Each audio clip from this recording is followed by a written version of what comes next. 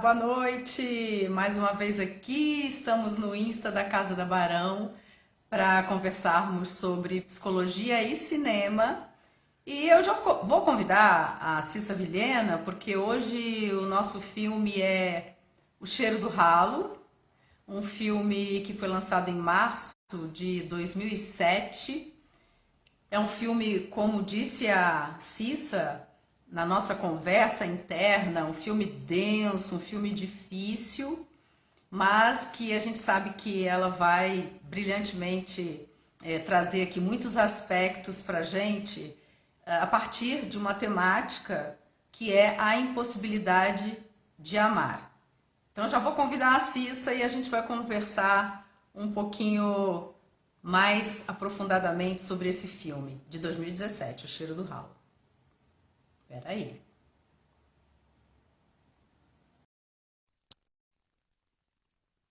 Convidei.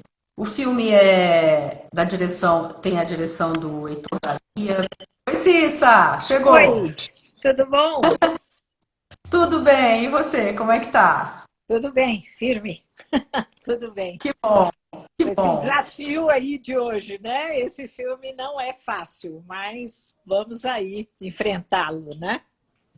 Vamos. Eu estava justamente dizendo isso aqui na breve abertura que eu fiz, agradecendo, dando boa noite aqui para o pessoal que já está com a gente na live. Eu estava justamente dizendo isso. Olha, a Cissa comentou aqui já, a gente falando sobre o filme, que é um filme muito denso, é um filme difícil, tem muitos aspectos, muitos aspectos ali presentes, não é, Cissa? Muita coisa, sim, sim. Então, só para relembrar aqui, para quem acabou de chegar, eu sou Tânia Rodrigues, a Cissa Vilhena é uma colega psicóloga também, a gente atende também na Casa da Barão, e a gente criou esse Insta aqui no início do ano, estamos começando a fazer vários conteúdos, os outros colegas psicólogos também da casa, e a live é uma das nossas ideias que aconteceu entre nós aqui, a Cissa e eu, para a gente falar sobre psicologia e cinema. E uma vez por mês, geralmente na última quinta do mês, no caso hoje a primeira quinta do mês, a gente escolhe um filme e tenta trazer aqui vários dos aspectos, e é difícil fazer essa escolha, né, Cissa? Porque tem tantos e tantos e tantos filmes que dão conversa para mais de metro, né? Sim. Todos os filmes contam histórias, né? E contam histórias sobre pessoas, né? Então a psicologia sempre está, né, de alguma maneira, né, imbrincada, né, nessa composição, né? Então sempre dá para falar de cinema e psicologia, né? E hoje a gente vai falar sobre o filme O Cheiro do Ralo, é um filme de março de 2007, que estreou no Brasil, um filme que tem vários prêmios em vários festivais. A direção do Heitor Dalia e também tem a autoria do livro do Lourenço Mutarelli, que é um drama, ali, um romance, né? Um filme que o filme é considerado um drama, né? E a partir do roteiro do Heitor Dalia e também do Marçal Aquino. E o próprio Lourenço Mutarelli, ele faz também uma participação no filme, o autor do livro. E eu quero trazer então aqui, Cissa, já os tópicos que você considerou para a gente poder dar conta aqui nesse tempo de live, né? Uhum. Ó, o cheiro, o ralo, a história em si. Que história é essa, afinal? O desenvolvimento psicossexual do personagem, o Lourenço, que é interpretado brilhantemente pelo Selton Mello. Lourenço e seu projeto existencial e a perversão. Vivemos numa era perversa? E complementando, concluindo para a nossa live, a morte e a morte de Lourenço. Então são esses alguns dos aspectos que a Cissa considerou para a gente fazer aqui uma trilha pelo filme para conversar sobre esses aspectos. Cissa, e eu tinha falado, acho que você não estava ainda, não tinha te convidado ainda, que uma temática que você sugeriu dentro do filme é a impossibilidade de amar. É isso. Sim. É? Exatamente. Vamos começar então. O cheiro, o ralo, a história. Isso. Então, logo assim, o título, né, ele já nos convoca a ir para uma situação que é uma situação em relação à qual a gente tem uma certa ambivalência, né? Quer dizer, é um filme brasileiro, é um filme com Selton Mello, né? Mas este nome, O Cheiro do Ralo, né, é um nome que é um título que, de primeiro momento, ele vai causar uma sensação desagradável. Eu confesso que eu demorei muito para assistir esse filme por causa do título. Falei, eu não quero entrar em contato com algo que vai falar do cheiro do ralo, né? E por quê, né? Por que isso? Porque o cheiro, ele é né? É um dos nossos sentidos, né? O olfato, ele é um dos nossos sentidos mais básicos, né? Para a sobrevivência. Nós somos muito direcionados pelo olfato. É que a gente não percebe, né? A gente não presta tanta atenção no olfato. Mas os cheiros, eles são fundamentais para a gente se aproximar de uma situação, né? Pode ser uma pessoa, pode ser uma situação social, pode ser um alimento, né? Se é algo agradável, se é algo que a gente sente como bom, né? Mesmo que não seja num nível consciente, nossa tendência vai ser se aproximar, né? Se é desagradável, se é ruim, nossa tendência é nos afastarmos disso, né? Porque é importante que o organismo consiga detectar aquilo que é tóxico, aquilo que pode fazer mal, né? Então, o cheiro, assim como ele pode, né, nos despertar o desejo, né? Se eu sinto um cheiro bom de uma comida assim, na hora do almoço, né? Na hora que eu estou com fome, né? Eu já começo a salivar, mesmo que eu não me dê conta disso, né? Eu já me preparo para algo que o meu organismo está sentindo, né? Está identificando, está decodificando como bom, como saboroso, né? Da mesma forma que um cheiro ruim, né, vai de imediato preparar o nosso organismo para se afastar, né? Então, o cheiro do ralo, né, já mostra que aqui a gente não está falando, né, de sensações olfativas de desejo, né, mas muito mais sensações afetivas de aversão, né? E que se tem alguma coisa a ver com desejo, esse desejo merece ser olhado aí com maior atenção, né? Porque não necessariamente é a ideia que a gente tem de um desejo que vai trazer prazer, né? É uma coisa assim que eu sempre brinco, né? Assim, como que o cheiro ele é fundamental. Quer dizer, a hora que você começa a se incomodar com o cheiro do seu parceiro, da sua parceira, assim, a relação já está meio destinada ao fracasso, né? Porque o cheiro é uma das coisas que mais nos atrai e mais nos repele, né? Sim. Então, outras características, né, do olfato e que de alguma maneira são tocadas no filme, menos um pouco, né? Mas é assim, o quanto que o olfato estimula a nossa memória, né? Realmente os cheiros, eles fazem com que a gente evoque determinadas situações, né? E também é o que dá sabor à vida, né? A sabor ao que a gente come. Se a gente não tivesse o olfato, o paladar estaria muito comprometido. Então, o cheiro, o olfato, ele está ligado a sensações muito básicas, né? De vida, né? Positivas que vão acrescentar a vida, né? Ou negativas que vão comprometer a vida ou mesmo ameaçá-las, né?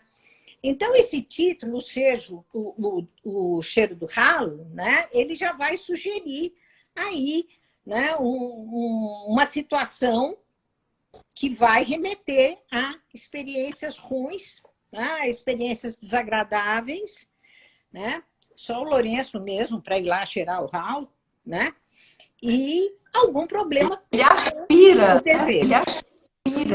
Ele É, aspira, no né? final, né? No final, né? E ele fica cheirando esse cheiro ali dias e dias e a vida dele. É isso. Exatamente. Aí a gente vai pensar por que que um ralo cheira, né? Quando que o ralo cheira, né? Então, em geral, é quando ele está entupido, né? Ou seja, algo que deveria ter sido, né, expelido e expulso, por algum motivo ficou retido, né? Algo ficou entupido ali, né? Algo ficou parado ali. Então, essa ideia, né, de um ralo que cheira já vai remeter à ideia de uma estagnação. Algo que deveria ter fluído, não fluiu. Ficou ali parado, ficou ali estagnado, né? Tem Então, um trânsito que flua, não tem um trânsito. exatamente, o trânsito que flua. Essa é a ideia, né? Que a gente produza lá os nossos dejetos e que eles vão embora, né? Mas justamente, se você tem um entupimento, alguma coisa assim, aquilo vai ficar ali, né? E literalmente, né, empesteando ali todo o ambiente. Então, o título Cheiro do Ralo já está indicando que houve alguma coisa que parou um processo, que interrompeu um processo, né? Como, né, todo filme narra uma história e é uma história sobre um personagem, né? A gente vai olhar, ou pelo menos foi o que eu olhei, né, em termos do que aconteceu, em termos do desenvolvimento desse personagem, o que ficou estagnado, o que ficou parado, né, na sua vida.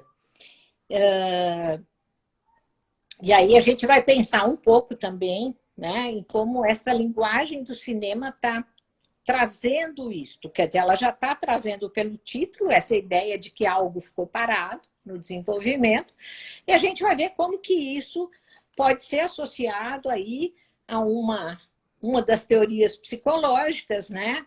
E mais do que qualquer outra, nesta se encaixa a psicanálise, né? Então eu já vou pedir perdão aqui para o Freud e para os psicanalistas, porque eu vou dar uma passada muito rápida, né, sobre os principais conceitos da psicanálise que vão ajudar a gente a entender isso que aconteceu com o Lourenço e com a maneira como ele conduz a sua vida e o seu projeto de vida, né, que vão resultar aí nesta impossibilidade dele de amar, né?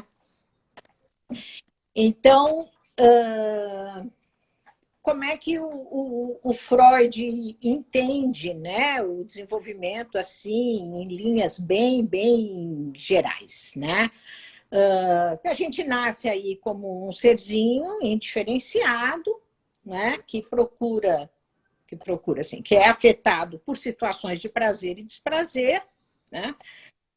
O bebezinho, quando ele chora, é porque algo está incomodando, e quando ele para de chorar, é porque está tudo calmo, né? E ele vai, desta situação inicial, né, de indiferenciação, ele vai passar por diversas fases até ele se transformar numa pessoa, né, numa pessoa que tem uma identidade, né, uma pessoa que sabe quem ela é e que é capaz aí de se relacionar amorosamente, afetivamente com as outras pessoas. E que sabe viver em sociedade, né? Então, em linhas absolutamente gerais, é isso. É o ideal de desenvolvimento. É o ideal e a gente espera que as pessoas consigam minimamente, né, atingir essas condições, né, de ser uma pessoa que, né, ela tem ali uma identidade, né, a gente mais ou menos se vê como uma pessoa relativamente estável, os outros nos veem como pessoas relativamente estáveis, embora a gente esteja mudando o tempo todo, né?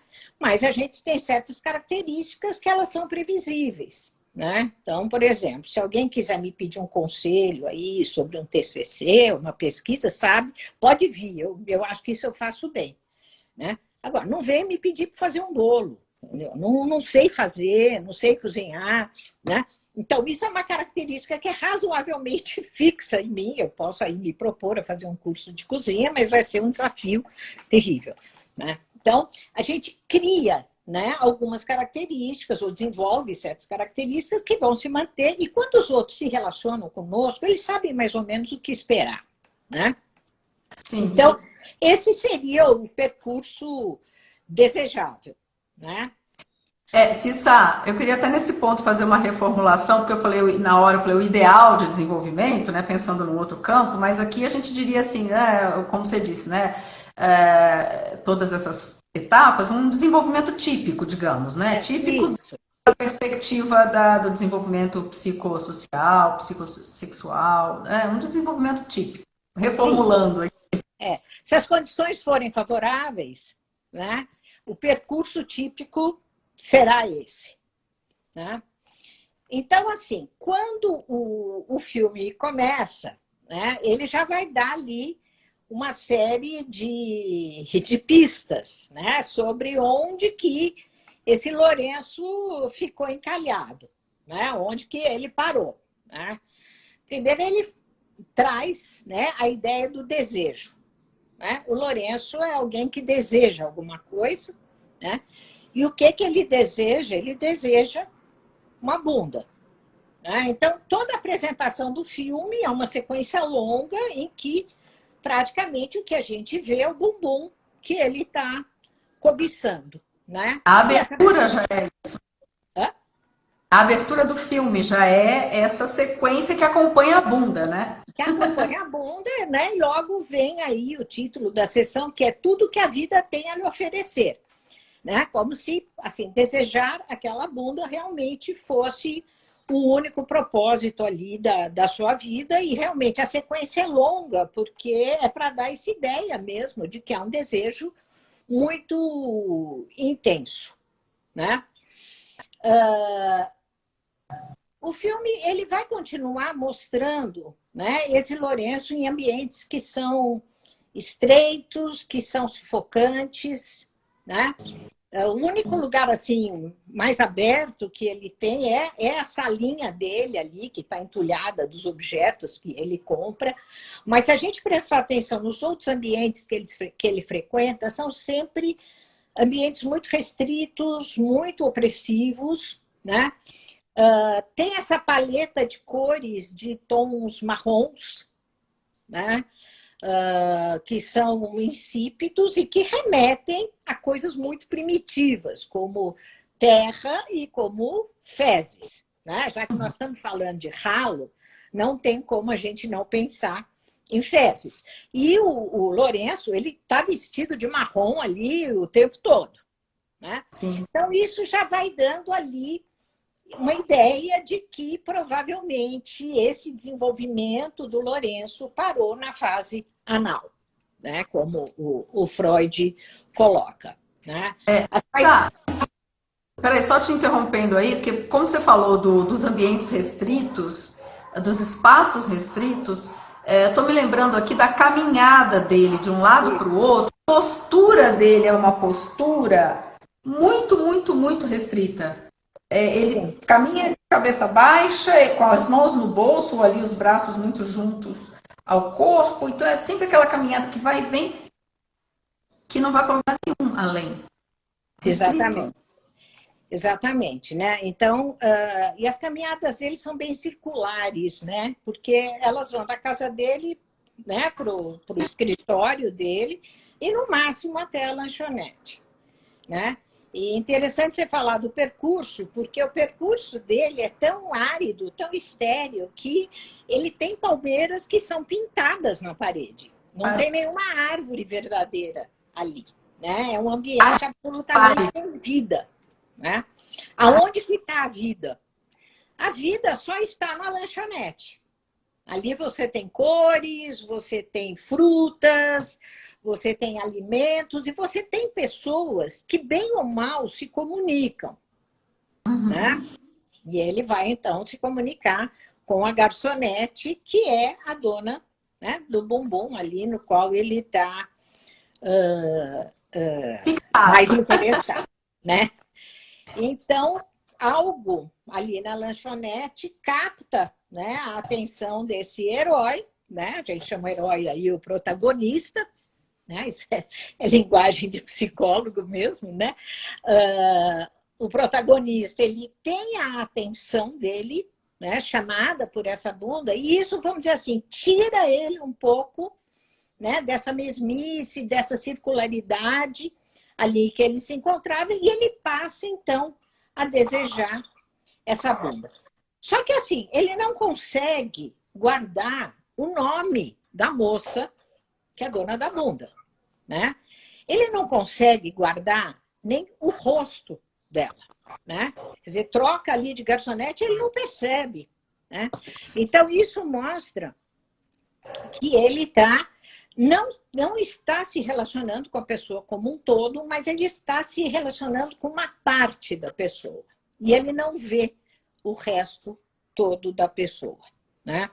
Então, a gente vai ver que esta vida árida, esse interesse em partes da pessoa sem ver a pessoa inteira,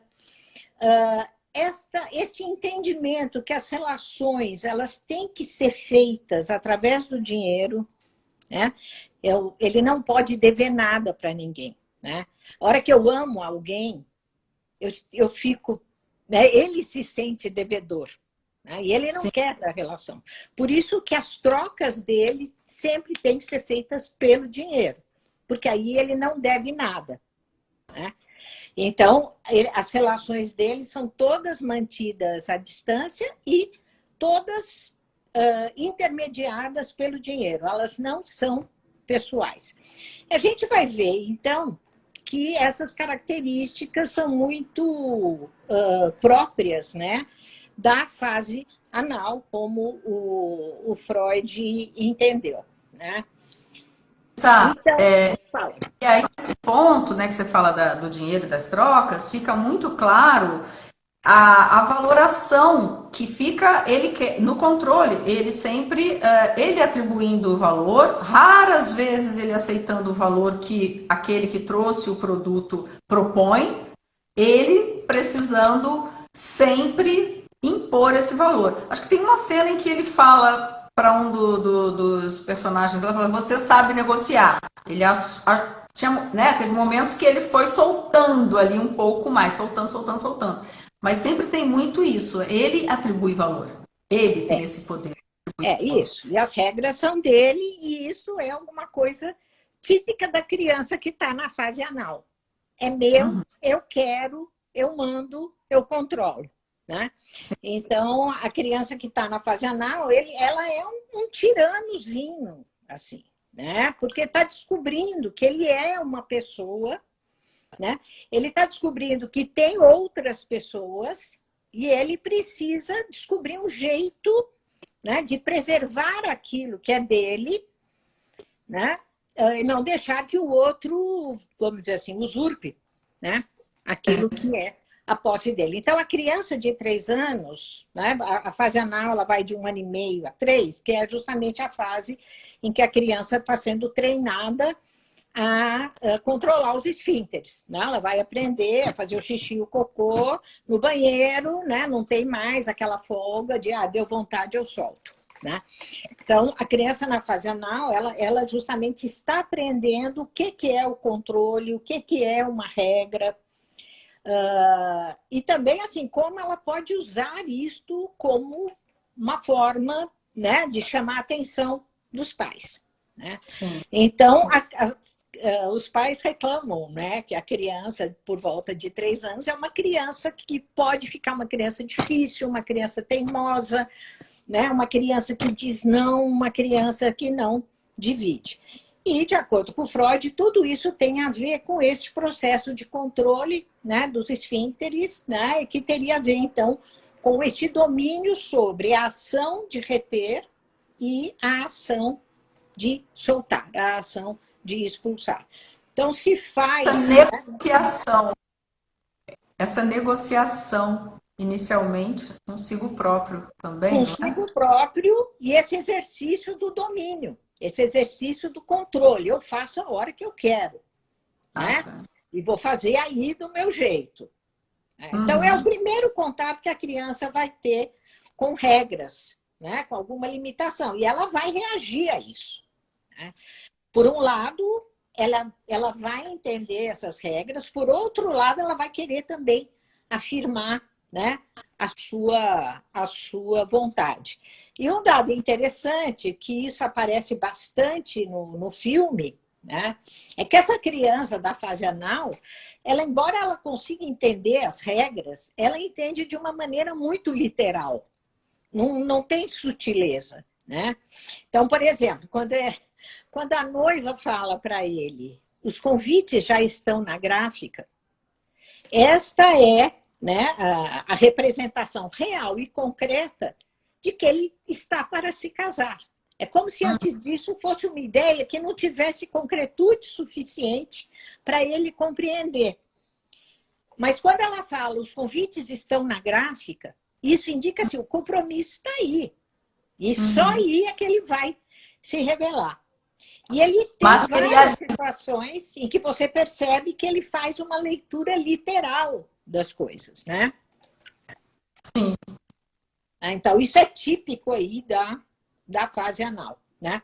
Antes da fase anal, você vai ter a fase oral, né? Logo que o bebê nasce, em que todo contato dele com o mundo vai ser feito pela boca, né? Então, assim, as pessoas que se prendem muito na fase oral são aqueles que chupam o dedo, que roem unha, que fumam, que bebem, né? Tudo que tem a ver com, né, este pegar o mundo pela boca, né, ele está relacionado com essa primeira fase do desenvolvimento, que é a fase oral. Depois vem a fase anal, né, de 1 a 3 anos, mais ou menos, que é quando a criança, então, aprende que ela tem que ter regras, né?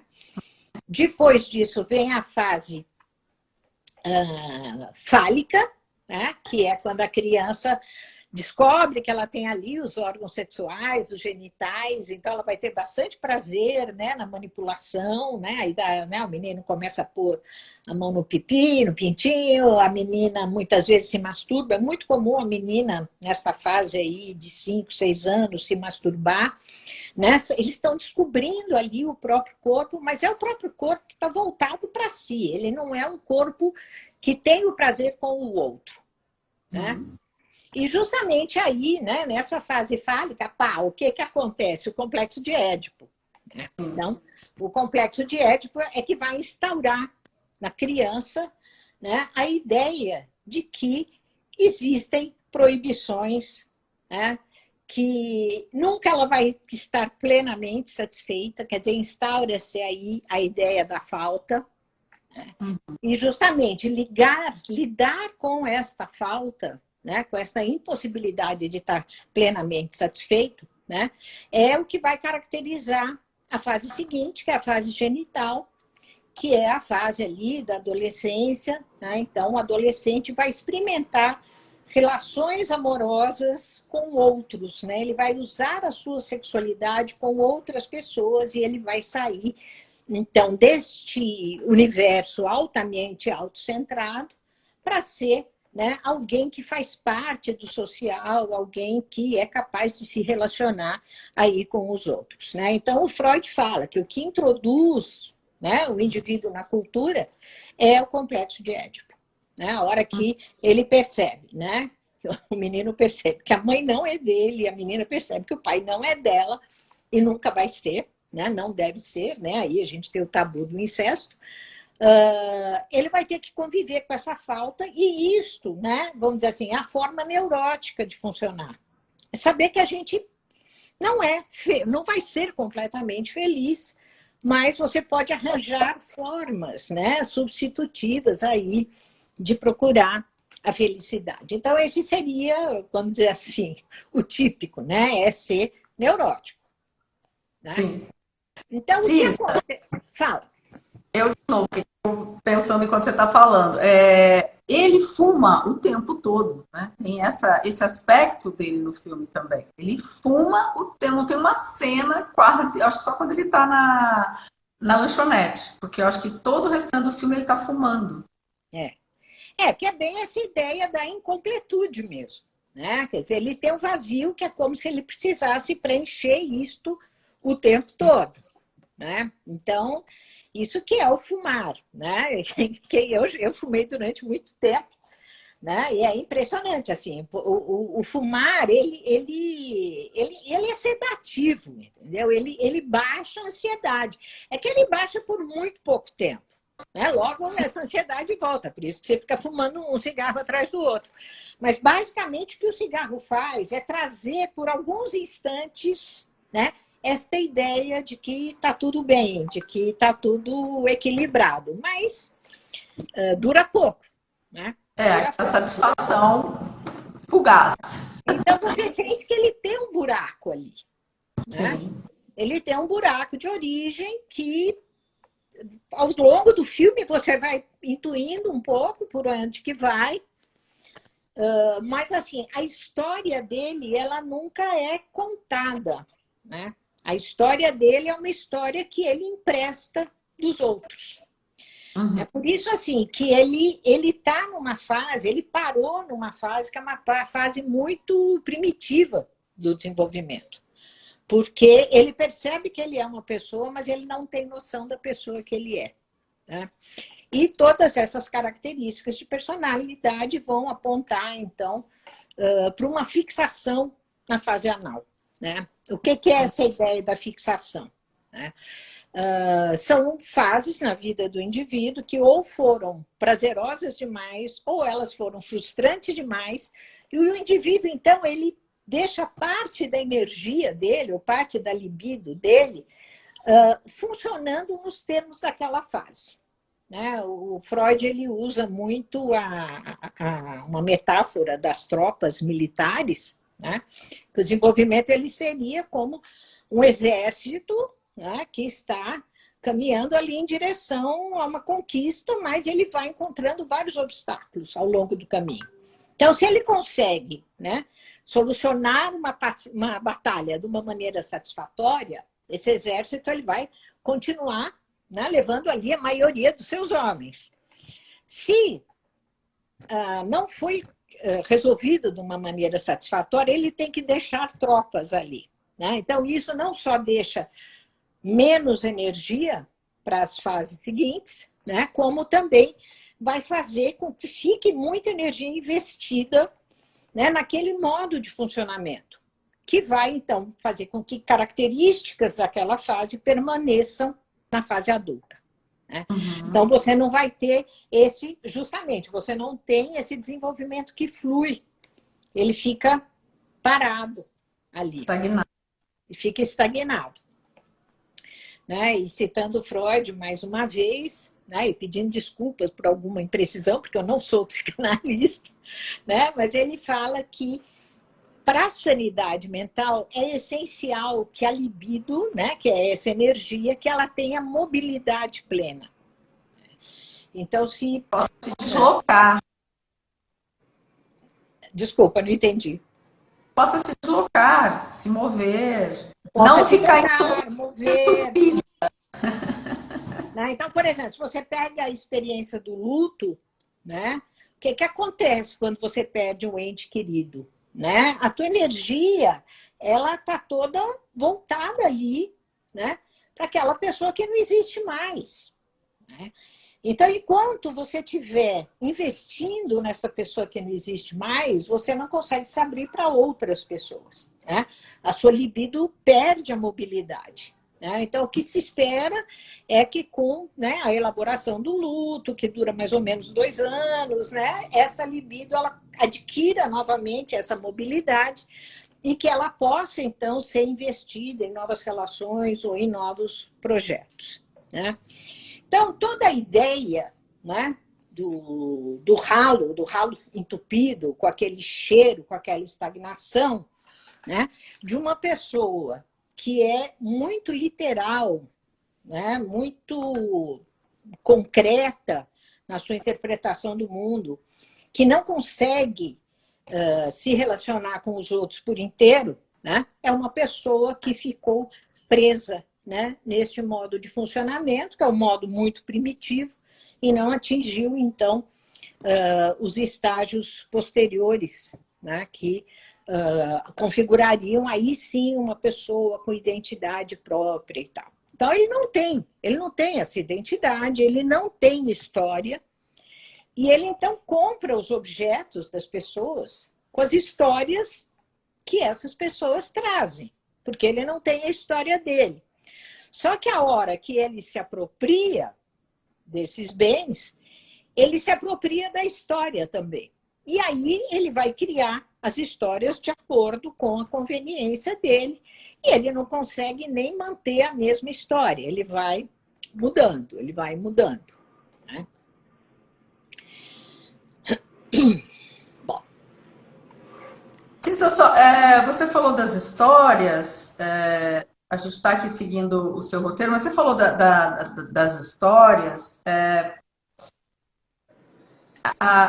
As histórias, assim, no caso ali dele, não traz nenhuma riqueza de histórias. Ele cria ali, ele traz ali em alguns momentos histórias muito restritas em torno, né, do que depois ele vai dizer que é o pai. A mãe quase nunca aparece nisso, e aí ele começa a contar essa história para as pessoas, né? Buscando que as pessoas ouçam essa história que ele está contando. Não sei se é isso que para você parece também. Não sei se querendo trazer uma identidade ou também ter uma história. A ideia, né, é que assim, esta história dele, da narrativa dele, vai começar quando ele tem o desejo, né? Quando ele começa a desejar a bunda. Então, isso, vamos dizer assim, é o elemento, vamos dizer assim, que tira ele da inércia, né? Mas um outro elemento que fica presente é esta busca do pai. Por quê? Porque o pai é uma referência, né? O pai tem este papel de dar o limite, né? De representar a lei, quer dizer, o pai ou um terceiro ali que apareça, né? na relação. Mas no caso dele, ele está à procura deste pai, né? Como ele é muito concreto, né? Ele vai montando este pai com pedaços de corpos que aparecem ali, né? Ali o olho, né? Ele fica enlouquecido pelo olho, né? Que ele fala, você sabe negociar bem. Mas por quê? Porque ele desejava muito aquele olho, né?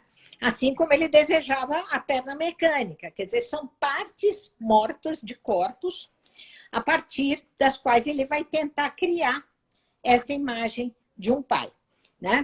De um pai herói, mas um pai impossível, que lutou ali na Segunda Guerra, né? Mas ele cria essa fantasia e assim, é muito interessante. Quando ele compra o olho, né? Ou não sei se é logo depois que ele fala, assim, que mostra assim, como é superficial a apreensão dele, das pessoas, né? Então, a hora que ele fala, e aí eu conheço gente que deve ter ficado muito brava com essa analogia que ele faz, não é bem uma analogia, que ele fala, esse olho é daquele roqueiro caolho, né? Ele está falando do David Bowie. Né? Então, assim, olha o jeito que ele vê as pessoas, né? É um jeito absolutamente superficial, o outro é sempre desqualificado, né? Defeituoso, quer dizer, tudo que não é do jeito que ele quer, né? Ele desqualifica, né? E aí é interessante que ele vai cruzar com 3 tipos de pessoas, né? Os que se submetem, né? Quer dizer, aceitam ali aquela mixaria que ele dá pelos seus objetos. Tem aqueles que entram no jogo, né? Que entram ali, vamos chamar de delírio dele, né? Entra ali na história dele. Então é aquele que fala, eu lutei com o seu pai, né? Eu lutei com ele, eu salvei a vida dele, eu conheci seu pai. Ele fica completamente entregue, Né? Quer dizer, a hora que o outro entra na narrativa dele, ele perde o controle, ele perde o domínio. O outro facilmente pega, para ver como ele é uma personalidade primitiva e imatura. Né? Tem ali a prostituta também, que faz gato e sapato dele, arranca todo o dinheiro dele. Né? Então, aí você vai ter o outro polo aí da fase anal, né? Que é o da expulsão, que é o da gastança. Né? São as duas formas de lidar com o dinheiro que são muito típicas de fase anal mal resolvida. O que é muito avarento, o que prende tudo, o que não dá nada, né? E o que solta tudo, o que distribui. Né? Então, quando a pessoa entra no jogo dele, ele fica entregue. Né? Ele fica absolutamente entregue. E tem aqueles que não entram no jogo e que afirmam os seus valores, que são aqueles que dizem a verdade para ele. Né? Então, são pessoas que, de uma maneira ou de outra, sabem o valor que tem. Então, são pessoas que, vamos dizer assim, elas são mais diferenciadas, elas têm personalidades mais evoluídas. Então, um deles é o dono ali do Stradivarius, né? Que fala, não, isso aqui, né? Ele nem discute, né? Ele só fala assim, esse cheiro não é do ralo, esse cheiro é seu, né? Esse cheiro é da sua podridão. Né? E a moça, né, que é aquela drogadita ali, né, que passa por cima de todos os valores dela, né, a hora que ela se expõe, mas ela vai experimentar o remorso e ela vai experimentar a culpa, né? Ou seja, ela coloca um limite pessoal naquilo ali. Né? E ela vai denunciá-lo também. É interessante que a primeira coisa que ela vende para ele é uma caixinha com espelho. Então, ele se vê ali. Né? Uhum. E ela vai retomar esta ideia do que é ele, que ele é só uma imagem, que ele é só uma máscara, que não tem nada por trás dele. Né? Então, são os dois personagens que vão aí apontar esse vazio interno dele. Né? Que o impossibilita de ter qualquer relação mais positiva com as pessoas, porque ele vai, primeiro, ele não olha as pessoas inteiras, e segundo, não existe o se dar para a outra pessoa. O máximo que tem é o comprar a outra pessoa, justamente para ele não ficar devendo nada. Né? Não te devo nada. Né? Sim. E ele diz o tempo todo, não é, Cissa, nesses momentos, ele fala, não gosto de ninguém, não gosto de você, não gosto de ninguém, não gosto de nada, a vida é dura. Ele tem essa assinatura ao final das trocas.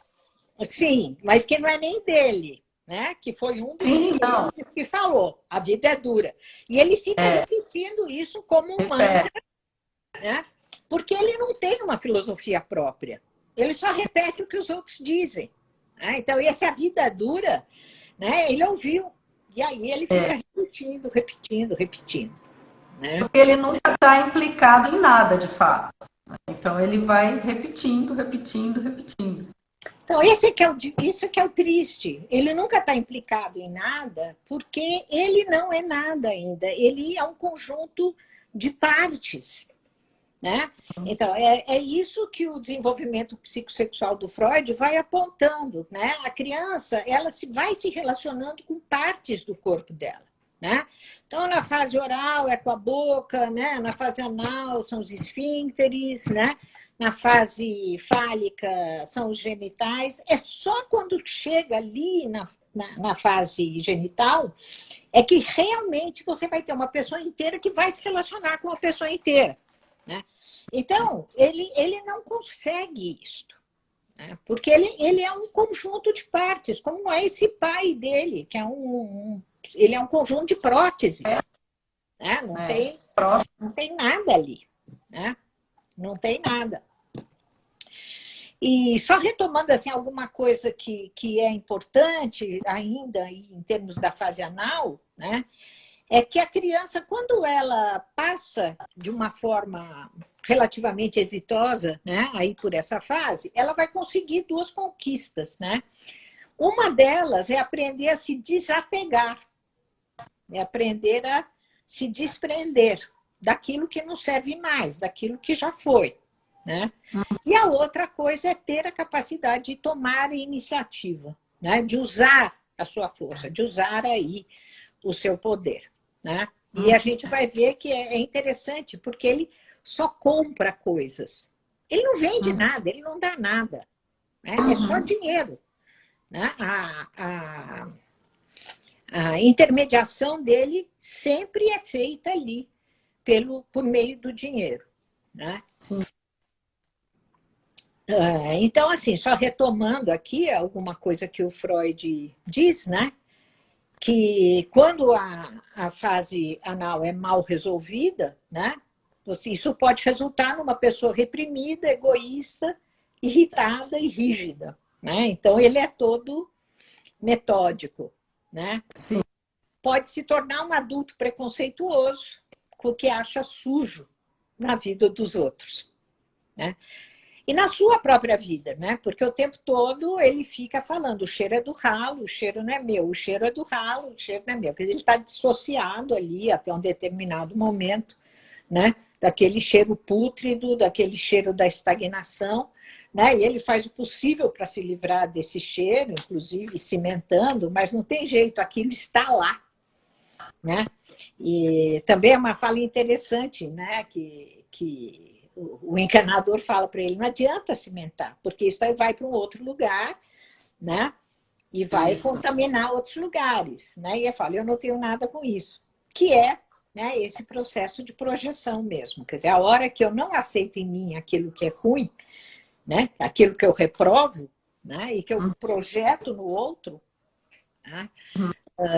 O outro é que vai ser o depositário de todos os meus defeitos e não eu mesmo. Agora, o que acontece, né, é que as coisas continuam lá, né, pressionando ali o comportamento. Quanto menos consciência eu tenho dessas coisas, mais elas vão interferir aí na minha conduta, né? Aí tem o aspecto, né, de que isso vai retornar, tem aí o retorno do recalcado também. Exatamente. Né? Essa simbologia ali do retorno do recalcado. E que vai estar nessa circularidade dele, ele não consegue sair disso, né? A vida dele não muda, ele continua, né? Ele continua repetindo as mesmas coisas, o mesmo percurso, as mesmas falas, né? Ele realmente está preso aí nessa circularidade, né? Que é justamente o problema decorrente de não ter vazão, né? Essas coisas não foram embora, elas estão todas ali. E é interessante que, dependendo de com quem ele está falando, às vezes você escuta o barulho do ralo ali, né? Blup, blup, assim, né? Que é uma indicação de que aquilo, de alguma maneira, está sendo movimentado e mobilizado, né? Então, assim, você tem várias características dele que vão identificá-lo, né, como um personagem fixado ali na fase anal, esse descaso dele pelo outro, essa impossibilidade de ver o outro, né? Então, só alguns exemplos, né, que ninguém tem nome. Ninguém tem nome, né? A doméstica, né, que trabalha com ele há 8 anos, ele não sabe o nome dela, ele tenta chamar e usa o nome errado, né? Tem pouco interesse pelos outros, né? Não sabe quem foi o Steve McQueen, chama o David Bowie de roqueiro caolho, né? Desqualifica tudo que está fora, né, do seu mundinho ali, né? Nada na vida dele traz prazer, nada, né? O estrogonofe que a noiva faz é insosso, o sanduíche que a garçonete serve é intragável, né? Ele é alguém que realmente não tem prazer na vida. A vida dele é um marronzão mesmo, assim, né? Cissa, Oi. vou de novo te interromper aqui, que você falou dos aspectos das figuras pop, aí, atores, o cantor, né? O Steve McQueen, ator, os filmes que ele não conhecia, o David Bowie, que ele identifica ali como alguém vesgo, né? Olho, sem olho. Né? Sei lá. E aí, tem uma cena, 2 cenas no filme, que eu até falei um pouquinho antes com você, que me chamaram a atenção, que são as leituras que ele faz, né, os autores ali. Então ele está no bar, e aí ela pergunta, a garçonete, mas quem é que você está lendo aí? É James? E aí ele fala James Ellroy, aí depois ele fala Raymond Chandler, não sei o que, o outro. E aí fui dar uma fuçada mais, né, nesses autores, eu aqui pensando com os meus botõezinhos. Ele tem uma característica, não sei se é algo que você também perceba assim, mas ele tem uma característica, ele é telegráfico, né? As frases dele são frases curtas e cortantes, né? Pá, pá. E aí eu estava vendo aqui na obra do James Ellroy, que é um ensaísta, né, dos Estados Unidos, e ele tinha essa forma, segundo descrito aqui na obra dele, de narrativa de frases curtas, telegráficas, impactantes e muito diretas. E aí, bom, eu fui ver isso e achei que tinha ali uma intenção, talvez, né, de trazer um pouco dessa... De como ele... Porque ele não era totalmente desconectado, né, mas ele se conectava com as coisas que falavam como ele também, talvez. Porque não conhecia o Steve McQueen, o David Bowie era um, né, defeituoso e tal, mas ele tinha ali algo com que ele se identificava, né, com quem ele se espelhava, talvez. Tem duas coisas, né? Que esses autores eram autores de romances policiais, né? Primeiro que a gente nem sabe se ele lê mesmo os livros, né? Ou se isso não faz parte ali de um personagem que ele compôs, né? Para dar ali o ar de intelectualidade. De qualquer maneira, né? Esses autores são autores de livros policiais, que você tem detetive, meio Humphrey Bogart, assim, sabe? Aquela coisa meio da capa, do chapéu, uma coisa meio estereotipada que leva muito, eu acho, né, para essa ideia de um personagem composto, de um personagem construído ali, sem autenticidade nenhuma, né? E essa coisa das frases curtas e diretas e tal tem muito a ver com uma linguagem de quadrinho, né? Então, a própria edição do filme ela vai remeter muito a essa linguagem dos quadrinhos, que justamente vai ser marcada pela descontinuidade, né? Ele não é uma pessoa que tenha uma continuidade, ele não é uma pessoa que tenha uma história, né? Então, essa edição rápida e de cortes, né, súbitos, assim, e com essas frases curtas, né, que você menciona, tem muito a ver com esta estrutura das histórias em quadrinho que, na minha visão, estou mostrando que ele não tem uma vida que faça sentido, né? Ela é uma vida ali descontínua de pequenas ações ali de impacto, né? Enfim, essa é a minha leitura, né? Pode ter mas tem total coerência aí, por toda a análise que você está fazendo. E aí, eu acho que vem a parte mais triste, né, de todas, né, que ele fala assim, as coisas que mais me tocam e as que eu mais desejo são justamente aquelas que eu não posso tocar, né? Porque é isso, a hora que a coisa se concretiza, né, o desejo deixa de existir, né? Então, o Freud fala bastante também assim, né, do obsessivo, porque o obsessivo tem isso que acumula, que ele acha que ele tem um pensamento que é mágico, né, e que é onipotente, né? Então, o obsessivo, ele pensa muito, mas ele está sempre na dúvida. Então, aquilo, né, que uma das conquistas da fase anal, que é o tomar iniciativa, é alguma coisa que falta para ele, né? Ele não consegue tomar iniciativa, ele está sempre na dúvida, né? O que ele consegue pensar não é do jeito que eu quero, não é como eu gosto, né? Não é como eu gostaria que fosse, né? Então, quando a garçonete propõe deles saírem e tal, ele não quer, porque não é do jeito dele, né? Ele só vai aceitá-la quando ela se submeter às regras dele comprar, né? Dele comprar. E aí, finalmente, ele toca, né? Porque ele não toca nada, né? Ele é um voyeur, né? Ele vê tudo de longe. Quando ele toca, ele cai naquele desespero. Por quê? Porque o desejo foi embora. E Foi ele embora. continua vazio. Né? E aí a moça vai ocupar um lugar ali que a outra recepcionista ocupava, que é um lugar de mais uma coisa ali, né? Naquele ambiente dele. Então, se a gente pensar em termos do projeto existencial dele, né? Ele termina ali, né? Quando ele chora, né? Abraçado ali no que era o grande objeto de desejo dele. Por quê? Porque este objeto não está satisfazendo. É como se ele dissesse: eu nunca vou conseguir nada na minha vida. Nada vai me satisfazer. Né? Então, uma leitura interessante é que, existencialmente, ele morre naquele momento. Né? Mas ele precisa da morte concreta. Né?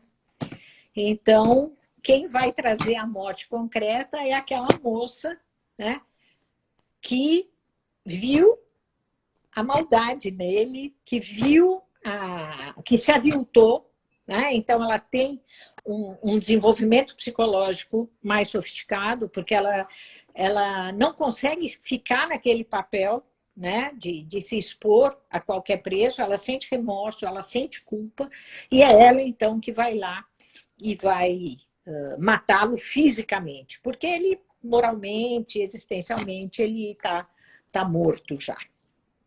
Ela é sensível, não é? Ela é sensível e ela faz essa função ali, que é uma cena muito forte, né? Inclusive ele depois se rastejando nesse momento para o ralo, né? Que é o que ele é. Na verdade, a existência dele, né, se limita ali ao ralo. E tem uma sequência muito boa também, que é um pouco antes aí da morte dele, que eu pulei, que assim, é uma hora que tudo foge ao controle. Né? Tudo foge ao controle, todo mundo invade a sala dele, a moça está pelada, né? Tem o cara com o gramofone, quer dizer, é um caos ali, é um caos. Todo mundo entrou, ele perdeu totalmente o controle sobre a situação, perdeu totalmente. Né? E aí eu acho interessante que a gente pode pensar aí numa metalinguagem, né? Que o segurança dele é o autor do livro. Sim, né?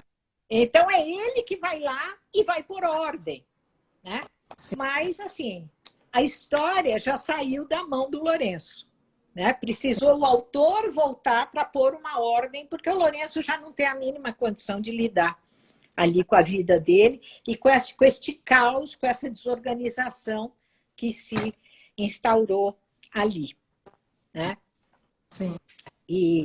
O Lourenço entra, o Lourenço Mutarelli, o Lourenço entra na história, né? E ele vai interceder para pôr ordem, porque o Lourenço do Selton Mello não tem mais condição de dar conta, é como se aquilo tudo que estava dentro do ralo realmente saísse e inundasse tudo, como aliás tem uma cena mesmo que está tudo inundado. Então, é como se esses conteúdos, eles realmente estivessem invadindo a consciência dele e impedindo, né, o personagem de qualquer ação mais efetiva diante de sua vida. Uma grande cagada, não é? Naquele momento. Exato. Né? Mas aí eu... Então, queria só assim, ver o jeito, né, que o livro termina e que explica muito esse fim, né? Que o Lourenço se rasteja ferido até o ralo e vai morrer ali inalando o ralo. Né? Então, isso aqui é do livro. Não lembro se no filme eles reproduzem, né, literalmente aqui essas frases. Então, que é o seguinte: ele levou o tiro, ele se arrastou até o ralo, né? E ele fala: caminho até o banheirinho e descubro o ralo. Deitado de bruços, inalo, trago. Para ele, o ralo sou eu. Observo atento o buraco. Nesta pose, relembro o Narciso que o Caravaggio pintou. Só que não há o reflexo, só há o escuro que sou. E isso é tudo que me resta para amar. Muito bom, muito denso, não é, Cissa? Aí é muito denso, né? E aí, assim, né? Hoje em dia você tem alguns autores, principalmente os lacanianos, né? Que apontam, né? Se nós não estamos funcionando enquanto sociedade, né? Como uma economia psíquica perversa, né? Que é esta de não ver o outro, né? É essa do outro ser um mero objeto, né? Para o meu prazer. Então, assim, o Lourenço ele tem muito traço de perversão, né? Não é o pervertido sexual, é a perversão, né? Que também é um desenvolvimento psicológico incompleto, né? Não chega no nível do neurótico, por quê? Não aceita a falta, atua, né? E o outro não existe como um outro, né? Ele existe como um mero objeto de prazer, né? Então, depois eu posso recomendar aqui alguns textos que vão explorar um pouco essa questão, né? Se nós deixamos de ser neuróticos para ser perversos, né? Então, tem um livro que eu gosto demais, eu sempre recomendei para os meus alunos, de um lacaniano, é um livro que chama O Homem Sem Gravidade, né? O gozo a qualquer preço, o gozo a qualquer custo. É um livro muito bom, apesar de ser lacaniano, ele é digerível, ele é inteligível, é uma entrevista. Pode saber. Né? E assim, é de se pensar, né? Porque o que acontece com o Lourenço é que a própria atividade reflexiva dele é uma atividade rasa. Por quê? Porque ele não tem o estofo pessoal, né? Então, ele fica com aqueles pensamentos que também são pensamentos circulares e você começa a perceber que a lógica dele já é uma lógica que está ficando distorcida.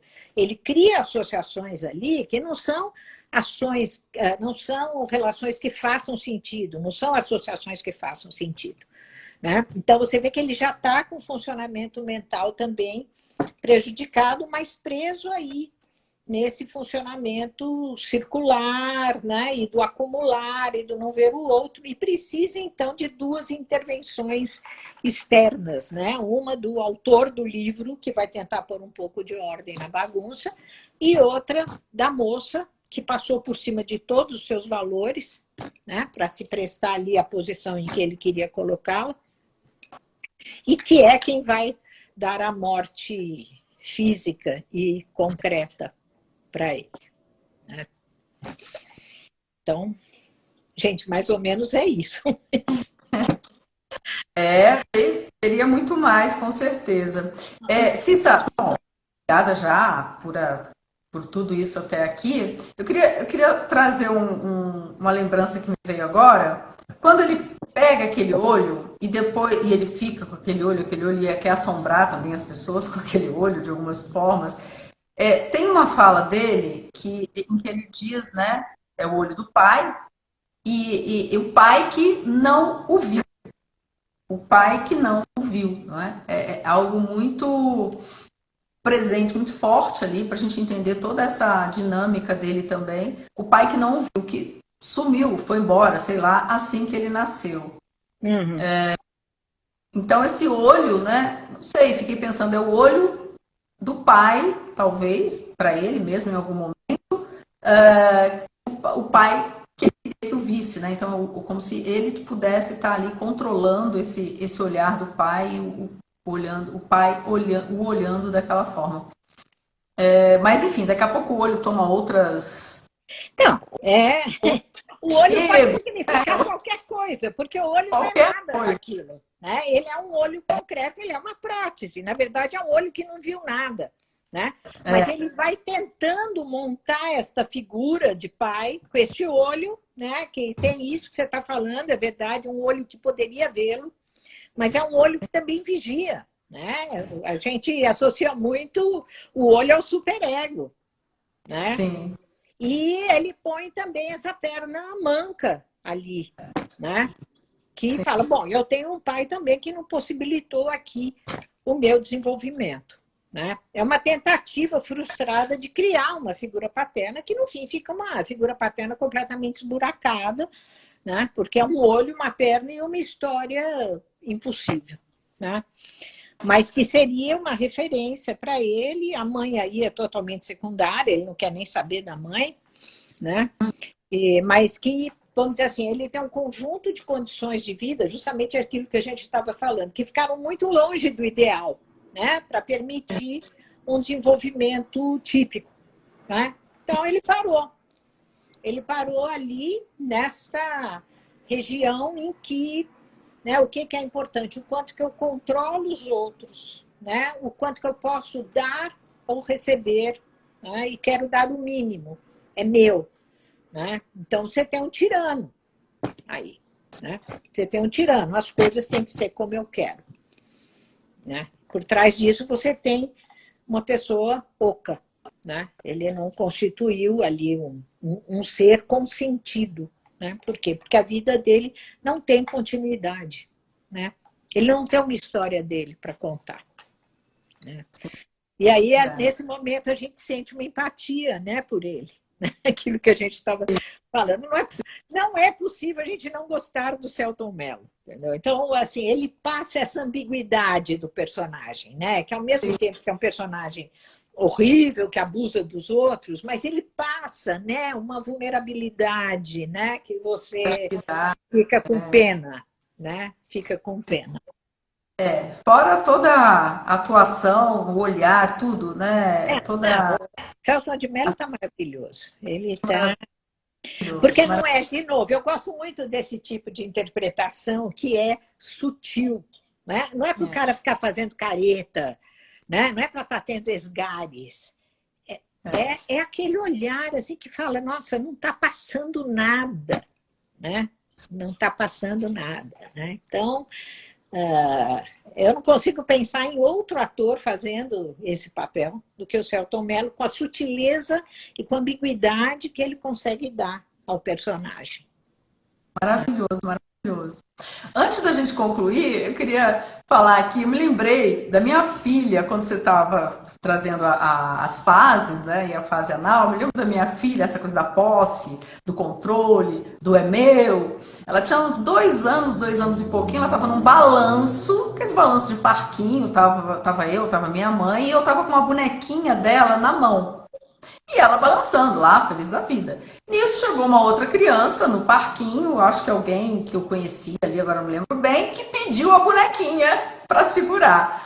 No que eu entreguei a bonequinha, a minha filha se jogou do balanço para não permitir que a bonequinha fosse para a mão da outra criança. Ela se jogou, realmente ela se jogou. Teve Era o que muita ela força. tinha que fazer. Para aquela fase, era o que ela tinha que fazer. Não tem nada que está dando minhas coisas, entendeu? Não, e teve muita sorte. Tivemos muita sorte que só quebrou o dentinho da frente de leite. Podia ter sido pior. Mas, assim, é emblemático dessa situação, né, Cissa? Olha, uma conversa muito, muito boa mais uma vez. Você vai deixar algumas sugestões da leitura, não é? Que depois a gente vai colocar também nas legendas da live salva. Então, como o tema é bem complexo e ele admite várias leituras, né? Então, eu tenho aqui algumas sugestões para quem quiser se aprofundar um pouco mais, enfim, estender um pouco mais aí o assunto. A Tânia vai colocar ali nas legendas. Então, um deles tirando o livro do Melman, o resto é tudo coisa que a gente acha na internet, tá? São artigos que se acham na internet. Um deles é uma crítica do filme, feita pelo Robledo Milani, que eu gostei muito. Eu achei que ele fez uma crítica muito sensível e muito bem colocada, porque o filme ele despertou críticas controversas, né? Mas essa coisa, o crítico, se ele soubesse fazer, ele faria, né? Como ele não sabe fazer, ele critica, né? Então, eu gostei mais desta crítica aqui do Robledo Milani, que é uma coisa bem assim, para quem gosta de cinema, né? É uma leitura de cinema. Depois, para quem quer ver mais essa parte psicanalítica, né? Tem um texto do Renato Cury Tardivo, que é um psicanalista, que se chama Liberdade e Perversão em O Cheiro do Ralo, né? De Heitor Dália. Né? Então, ele vai fundo aí nessa coisa de psicanálise, é muito legal, gostei. E tem um outro, para quem quiser ir um pouco mais para essa questão aí da perversão, e se somos, né, uma sociedade perversa, que é também um artigo do Pedro Anselmo Carvalho Neto, que se chama O Cheiro do Ralo, o Eu Moderno e o Aroma do Caos. Né? Então, isto é uma análise que ele faz do livro, né? Não do filme. Se bem que o filme é muito fiel ao livro. Né? E, por fim, o meu favorito, né, que é esse livro do Charles Melman, que é O Homem Sem Gravidade, né, da editora Companhia de Freud.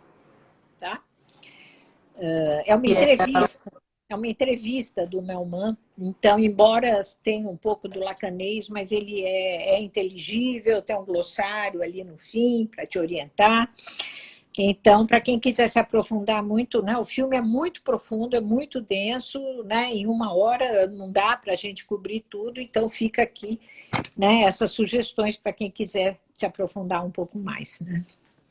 Tá bom, a gente vai colocar nas legendas todas as referências que você deixou e também agora, aproveitando para contar para quem está aqui com a gente, nós temos o canal no YouTube da Casa da Barão e é recente, dessa semana, e a gente já vai deixando as lives lá também, com as referências que forem feitas aqui nas lives, além de daqui a pouco começarem a surgir lá outros conteúdos feitos pelos psicólogos da Casa da Barão, por nossos outros colegas da Casa da Barão. Então, Casa da Barão já tem YouTube, as lives vão ficar lá também, e aqui também a gente salva no nosso Instagram e ficam as referências também da Cisa e a possibilidade de interação. Depois da live acontecer também a possibilidade de interação, comentários, reflexões, perguntas,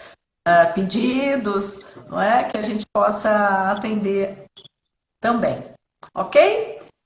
É isso. Tá bom. Obrigada a todo mundo aqui com a gente. A Kika Carminati está colocando aqui nos comentários o Insta da Casa da Barão e o YouTube também da Casa da Barão.